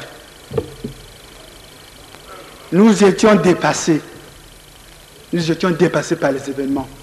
Ça, en tant que parole de Marien Ngouabi, je reconnais que j'étais dépassé. Mais maintenant, avec le recul de temps, je constate qu'il y a eu beaucoup d'irrégularités. Parce que j'aurais pu dire non, ne tuez pas, continuez les enquêtes. Mais les revanchards du Nord ne voulaient pas que nous gardions ces gens-là qui ont tué Marien Ngouabi, de les laisser vivants, comme vous vous rappelez. Nous étions, si vous voulez, malmenés, parce que nous étions considérés comme des traîtres. Que si les gens sont vivants, donc c'est vous qui avez tué Marien Ngouabi. Massamdeba ne mérite pas 2 jours, 3 jours. Ce n'est pas possible. Et donc, entre le marteau et l'enclume, dépassés par les événements, nous avons commis des fautes graves, il faut le reconnaître. Il faut avoir le courage de reconnaître, un officier a le courage de reconnaître ses fautes.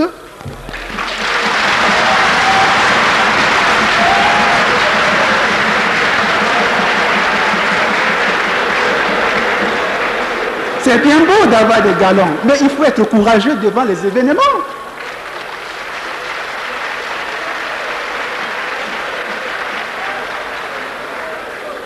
Maintenant, s'il y a eu un plus malin que nous dans la précipitation des événements, je ne peux pas le dire parce que moi-même j'étais dépassé et j'accepte la faute. Je crois que je me suis fait comprendre.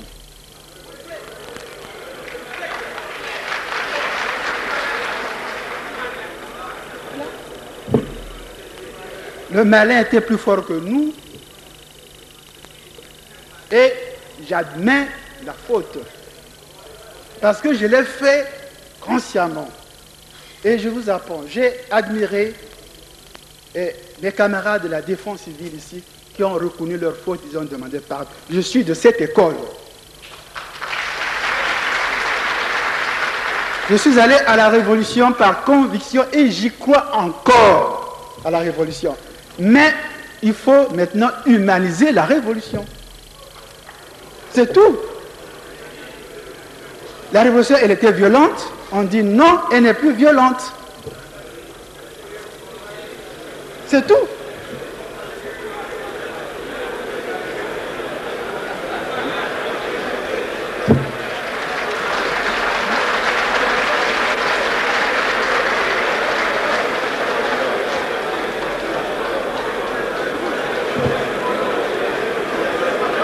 Nous étions volants. Et je ne cite pas le nom d'une de nos femmes qui nous a téléphoné pour protester, comme Ngolo sait. Il dit, mais ce n'est pas possible. C'est scandaleux. Vous tuez les gens.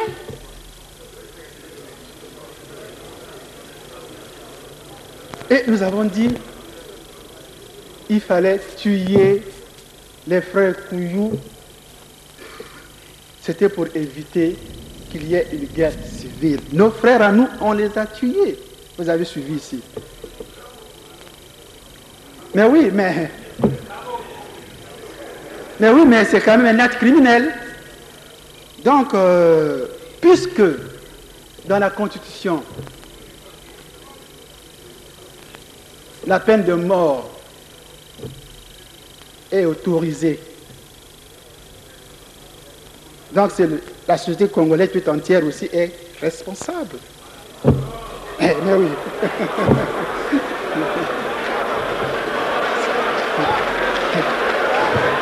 C'est ça. Monseigneur,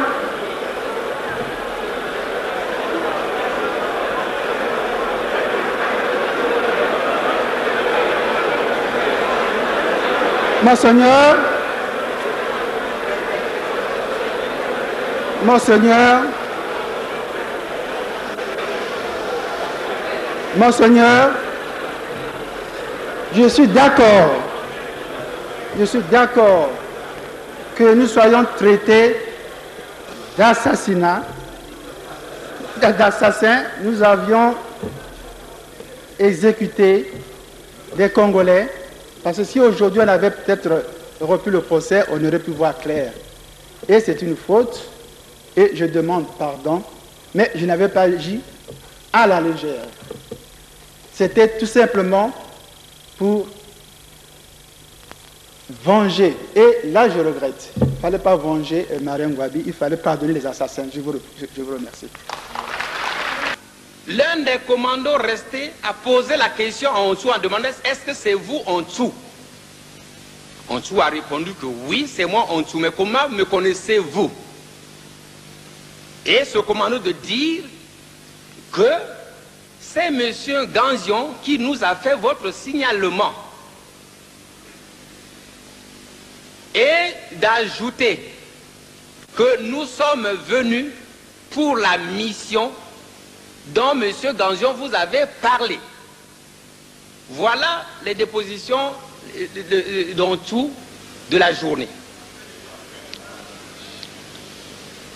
Donc, après avoir rendu compte de cela, et pour moi qui menais l'enquête, c'était intéressant de pouvoir continuer à creuser pour voir quelle était la liaison entre ce commando qui était venu et Ontsou, qui avait des contacts avec M. Ganzion. Cela ayant rendu compte, j'ai salué et je me suis retiré au camp du bataillon des transmissions que je commandais et où j'avais mon bureau. Je me suis donc reposé quelque temps, le sommeil m'a pris, et le matin du 26 mars, un militaire vient me réveiller en me disant, mon capitaine, le communiqué du petit matin, mon capitaine, venez écouter le communiqué du petit matin, c'est parce que c'est comme ça qu'on appelait, que le peuple appelait ces communiqués du comité militaire du parti chaque matin. Bon. Toujours est-il que je me suis réveillé, je dis, qu'est-ce qui se passe? Ils me rendent compte que la radio vient de dire que la nuit, la cour martiale a siégé, a condamné à mort un certain nombre de suspects et les condamnés ont été passés aux armes ce matin.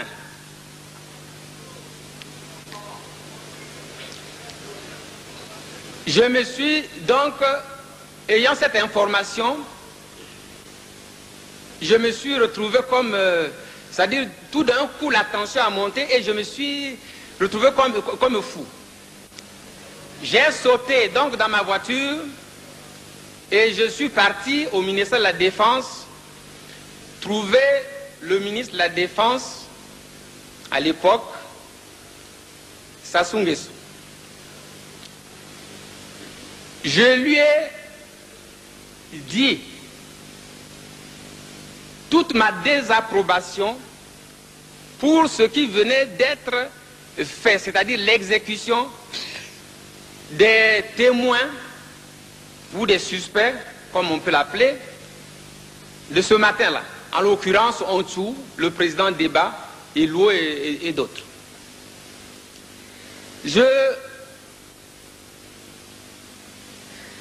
Donc je lui ai dit mon mécontentement et j'ai dit qu'il n'était pas possible, c'était pas admissible, c'était pas acceptable que cela puisse se passer ainsi. Dans la nuit, je suis venu vous rendre compte. Si vous pensiez que ces gens devaient être tués, il fallait nous avertir pour que la commission d'enquête continue les enquêtes et continue à creuser pour en savoir peut-être un peu plus. Mais comment se fait-il que je vous rencontre, vous ne me dites rien, je suis le président de la commission d'enquête, je pars, j'apprends que la cour martiale a siégé et a fait fusiller les gens, a condamné les gens à faire fusiller. Mais c'est sur quelle base que la cour martiale a siégé, puisque nous, de la commission d'enquête, nous n'avons pas encore déposé les conclusions.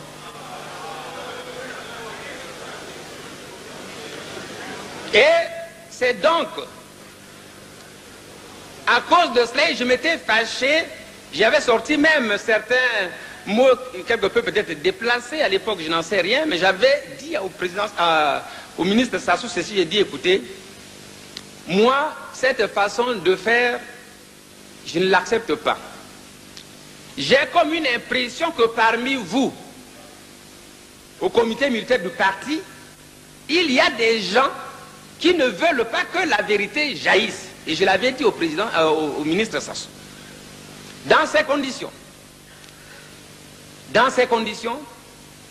et conformément à mon caractère, je lui ai dit que je ne pouvais plus continuer à être le président de la commission d'enquête parce que vous avez tué toutes les pièces maîtresses de l'enquête.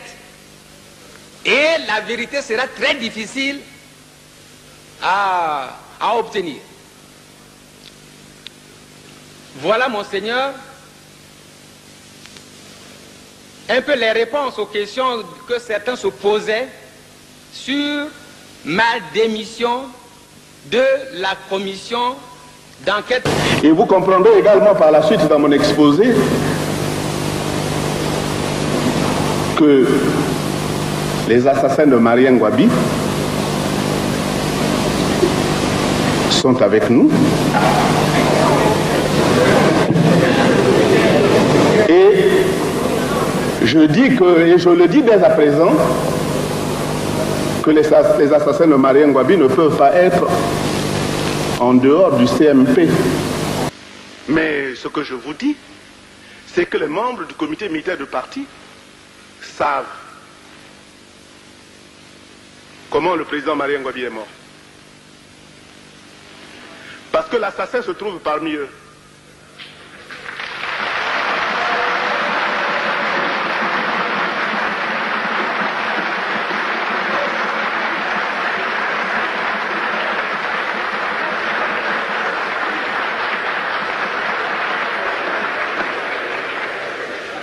Mais pourquoi je dis que l'assassin est parmi eux?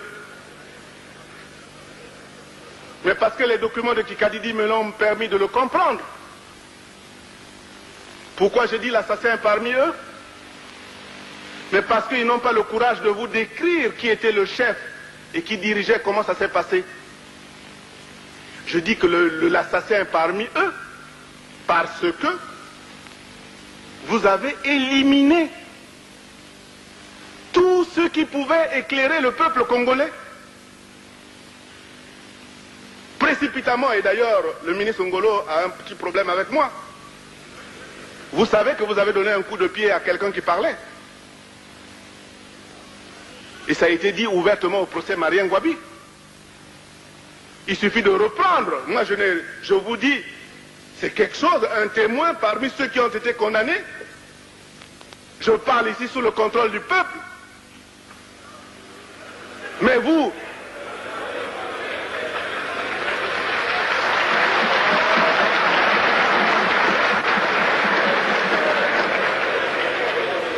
il y a les cassettes, j'en ai 99, parce que j'ai enregistré tout le procès Marien Ngouabi.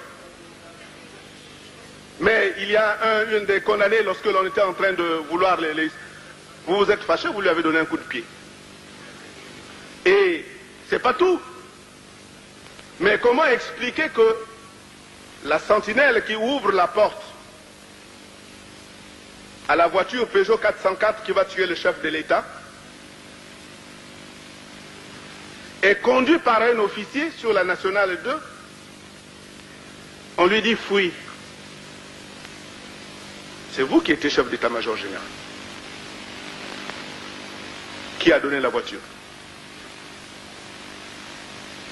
Et qui était le ministre de la Défense? Et cette personne qui s'est évadée, qui est toujours vivante, Bazonza, celui qui l'a fait évader, Mboro, a été exécuté. Comment on peut comprendre? Celui qui fait évader Bazonza est exécuté.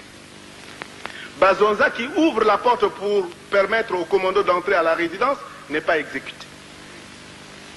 Et c'est ça le problème qui m'a opposé.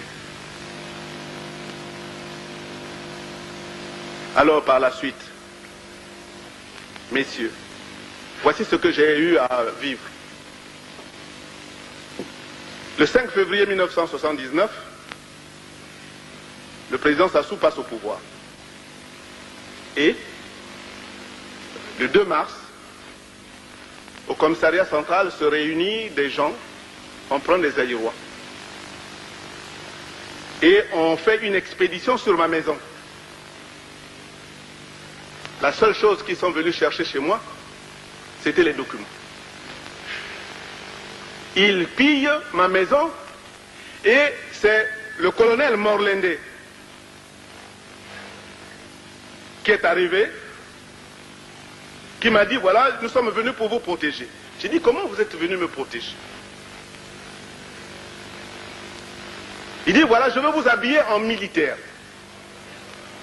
Effectivement, le colonel Morlende, qui est actuellement auprès du chef de l'État, m'a habillé en tenue militaire.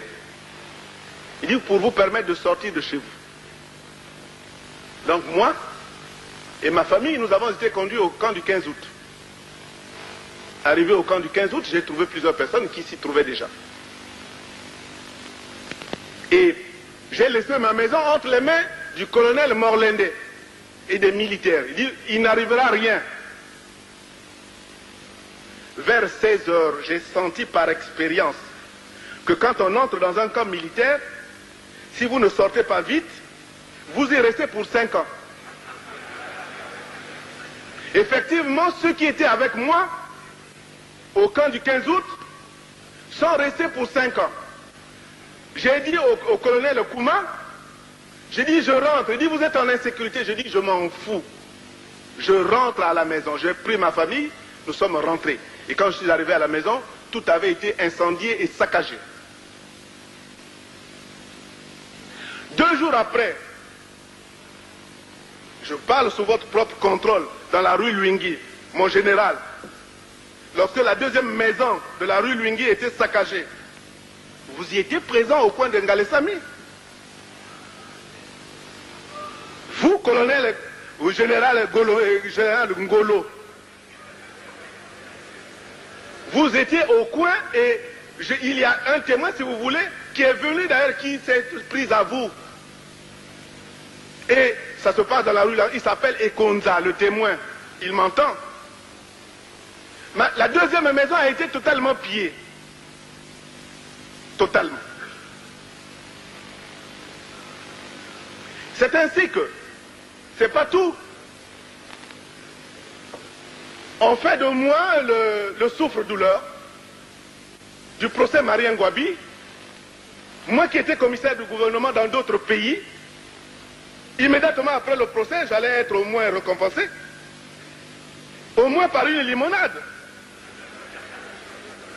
Mais vous ne m'avez rien, et je dis ici du haut de cette tribune que je n'ai rien reçu, ni avant, ni pendant le procès, ni après le procès.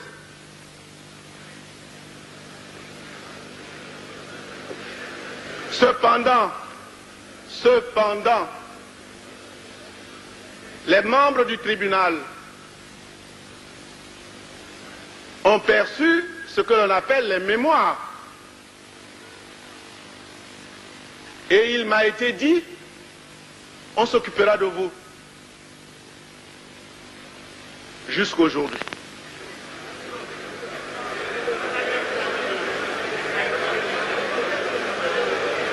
Monseigneur, après qu'on ait saccagé ma maison, je me retire à Owando. Et un soir, je suis l'objet d'un empoisonnement. J'ai failli mourir à Owando parce que ce soir-là, des militaires et des gens sont venus qui travaillaient à Owando. Ils viennent pour boire le tchamou avec moi. J'en prends un verre et j'ai eu l'impression comme si mon cœur avait été transpercé. J'ai vomi et j'ai été évacué à Brazzaville. De Brazzaville, j'ai été évacué à Paris. Et c'est vous dire que je n'ai pas de problème personnel avec le président Sassou. Je vais vous dire pourquoi. Le président Sassou a été mon locataire.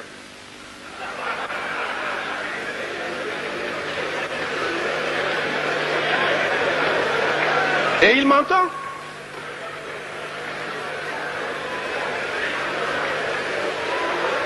Et le président Sassou a été très sensible. Parce que quand je suis tombé malade, j'étais à l'hôpital. Le jour où je devais partir à Paris, le président Sassou m'a envoyé 1 million de francs. Le président Sassou m'a envoyé 1 million de francs. Vous savez comment je l'ai interprété? C'est le loyer qu'il me devait.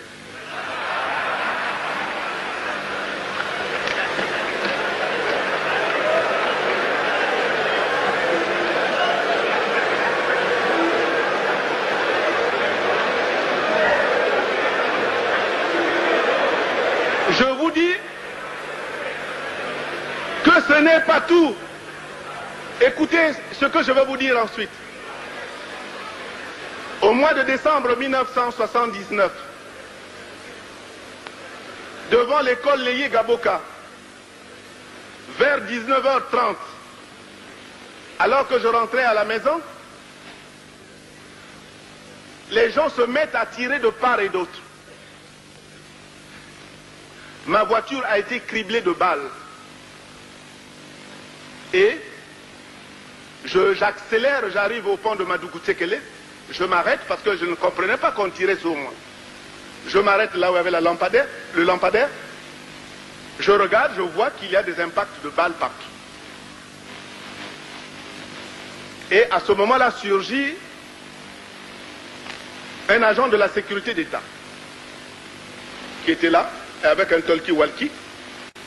Il appelle quelqu'un, il dit voilà, il y a une situation, je retiens le mot. Il dit il y a une situation sur Monsieur Okoko. Je ne sais pas d'où il sortait. Je cours, donc j'arrive à la maison et je vois arriver 5 minutes après le général Golondele.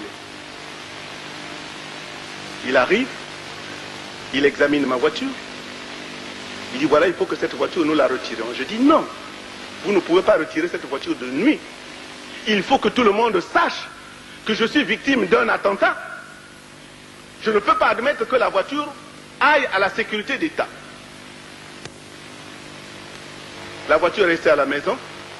Le général Golondele n'est jamais revenu le lendemain pour faire le constat. Mais cependant, j'ai été convoqué à la sécurité d'État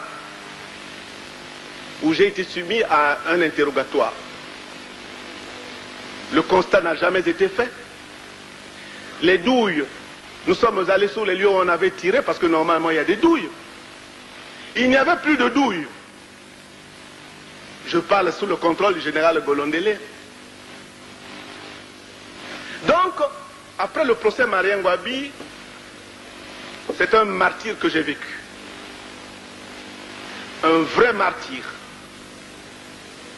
Et présentement, je termine, n'ayez pas peur. Je vous ai dit ce que je voulais vous dire, si vous le voulez bien, puisque nous allons nous retrouver en commission. Je voudrais conclure pour dire que j'ai été le commissaire du gouvernement au procès Marien Ngouabi. J'ai entendu mon confrère Maître Mbéri dire l'autre jour, citant les gens de sa région, qu'ils ont été traduits injustement devant le tribunal. J'ai ici, comme pièce à conviction numéro 28, les tracts de Mbéri Martin au procès Marien Ngouabi. Scellé numéro, il y a 2 scellés ici, de Mbéri Martin. Donc Marien Ngouabi a été sérieusement secoué, maltraité par Mbéri Martin, qui aujourd'hui veut dire qu'il est son ami. Mais j'ai ici remis par la commission d'enquête et le CMP un dossier qui vous concerne. Et lorsque j'ai requis au procès Marien Ngouabi, je n'ai épargné personne. Mon confrère Maître Moudileno, je l'ai pris à partie. J'ai pris à partie Lissouba. J'ai pris à partie tous ceux qui, depuis que Marien Ngouabi est venu au pouvoir, et Marien Ngouabi a connu un coup d'État tous les 3 mois. Et vous savez que depuis le 5 février, il n'y a plus eu de coup d'État.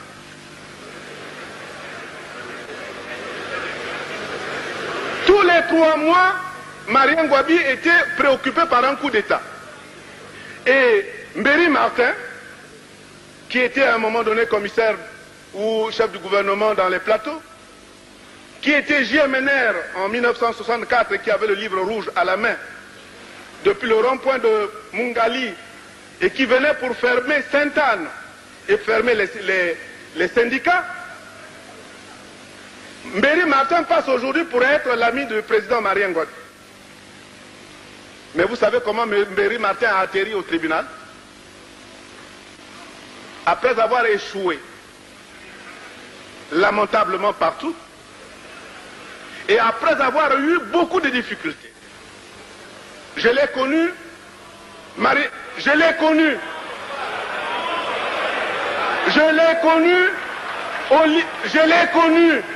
à Marien Ngouabi.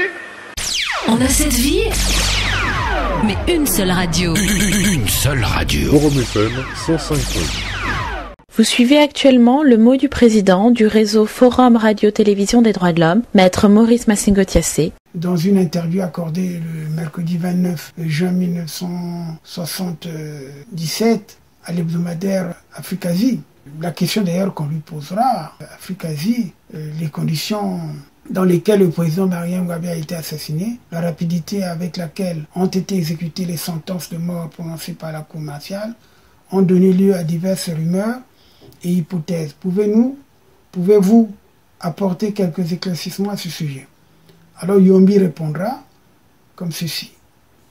Tout cela est simple. Notre devoir est d'informer l'opinion, d'autant plus que dans la situation que nous connaissons, personne, pas même les journaux progressistes, ne peut totalement endiguer les rumeurs, les supputations de tout genre, les hypothèses, voire même, quelquefois, des divagations imaginaires.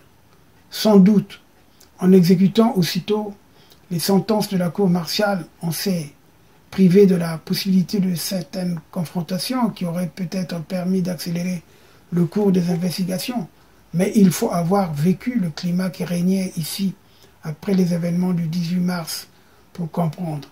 Nous étions soumis à une énorme pression de la part des masses populaires, tribales, qui réclamaient le châtiment des coupables. Il fallait agir rapidement si l'on voulait empêcher le déchaînement de réactions incontrôlées qui auraient risqué de mettre le pays à feu et à sang. C'est pourquoi les sentences ont été exécutées contre les inculpés dont la responsabilité première et la culpabilité avaient été formellement établies en ce qui concerne l'assassinat du président Marien Ngouabi. Dans l'enquête diligentée jusqu'ici, de larges zones obscures subsistent. Il reste notamment à éclaircir le côté militaire de l'affaire. Il s'agit par exemple de savoir si les officiers épurés de l'armée étaient réellement au courant de ce que projetait Massamba Deba.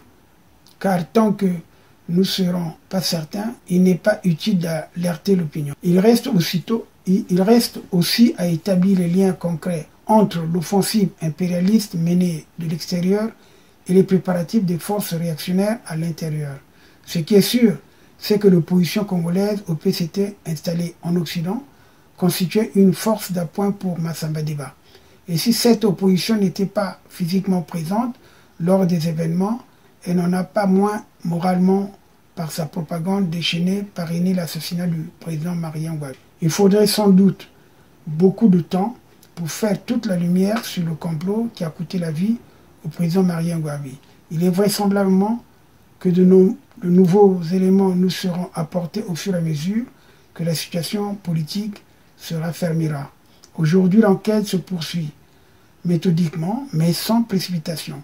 Un certain nombre de preuves irréfutables et d'éléments nouveaux ont été réunis qui permettent d'approfondir et d'élargir le champ des investigations.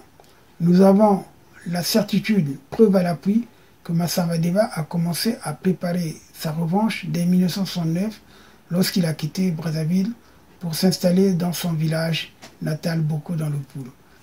L'enquête méthodique dont parlait le général Yombi avait été, du point de vue technique, confiée à un homme qui ne demandait qu'à prendre la relève du malheureux lieutenant Mboro. Le nouvel instructeur en chef s'appelait donc Okoko, un homme de choc, voir sa carrière répressive fin du réquisitoire. Et d'ailleurs, je vous parlerai d'Okoko, puisque Okoko avait voulu tirer sur moi lors du premier conseil du barreau de Brazzaville. Les avocats le savent. Lors du premier barreau, ça s'est passé en mars 92. Oh, Maurice Joignan. C'est le mot du président, maître Maurice Massengo Thiassé.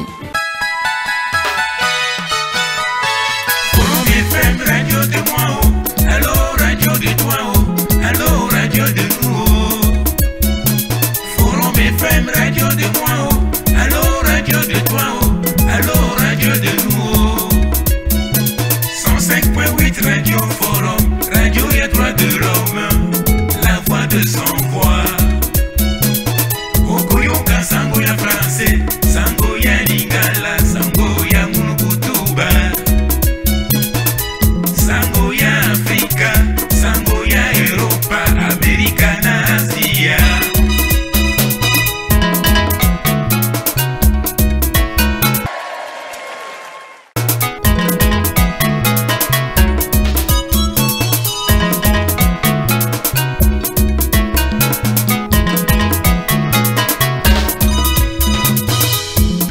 Sengo Thiassé papa, Tokumisi Olelo, Musungi à droit de l'homme. Akopesa Madeya na bana Congo. Radio Forum FM 105.8. Soyez les bienvenus à la Radio Forum FM. Nous vous remercions, nos auditrices et auditeurs. Radio des droits de l'homme au service des auditeurs. Radio Forum FM, accueille tes hospitaliers. Nous émettons 24 heures sur 24. Pour nous capter sur Internet, il suffit de taper tout simplement www.frtdh.org. Je répète, frtdh.org.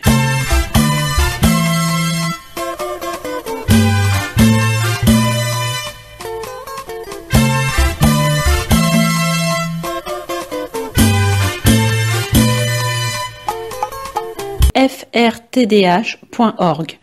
Je répète, frtdh en un seul mot.org.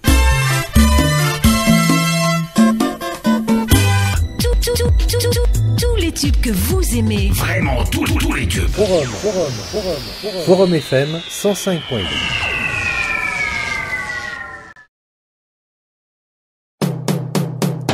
Barnaba, qui traverse la goudron. As-tu ton carte? Commissaire à l'envoyez-moi, commissaire à la commandez-moi.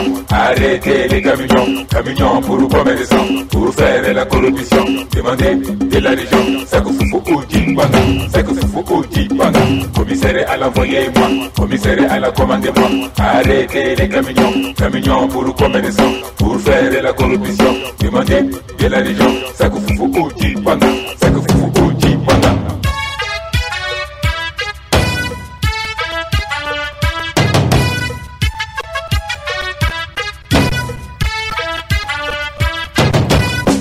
Commissaire, attention, toi commissaire, attention, commissaire Takibara, attention, commissaire Takibara, attention.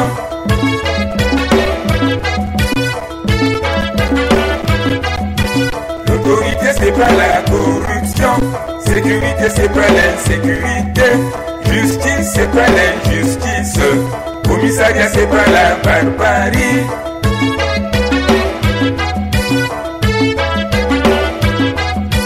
Toi commissaire, attention, toi commissaire, attention, commissaire Takibara, attention, commissaire Takibara, attention.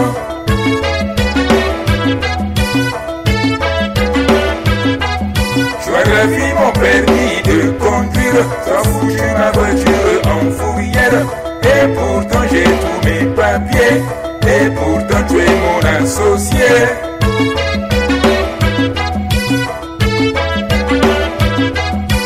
Le détenu à toi d'un avocat, le détenu à toi d'un médecin, le détenu